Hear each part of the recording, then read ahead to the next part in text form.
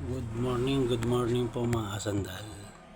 Ito po si Kasandal Vlog na bumabati ng isang magandang umaga po.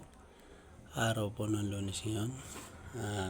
Maaga po si Kasandal na gumising. Meron po tayong vlog ceremony ngayong umaga. Maaga po dapat tayo. Hindi po dapat tayo tanghaling pumasok. Ako po yung minsan tinatanghali, matraffic po. Kaya inagahan ko po ang gising para hindi ako matraffic. May flag ceremony po tayo ngayong umaga ni Nana Mayor sa City Hall po. Maaga yata po mag-uumpisa.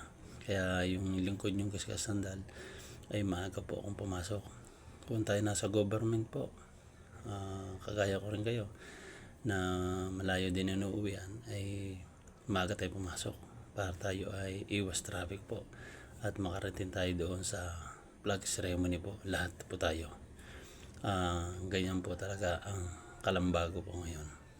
Kaya po dito na tayo sa tuwid na daan, wag na po sa likod daan tayo, sa tama na po tayo sa paglilingkod ng ating mahal na mayor. Kaya dito po tayo sa maganda na po tuwid na daan, wag na po tayong liliko. Pag tayo lumiko, mamamali na po tayo niyan. Kaya dito tayo sa diretso, sa tamang pagbabago ng ating bansang sa Kalamba po. At nakikita naman po natin ang pagbabago sa Kalamba na ginagawa ng ating mahal na mayor at sa mga senior o kung saan man po ang lingkod na serbisyong totoo po ng ating mahal na mayor ng vice mayor at lahat ng konsehal.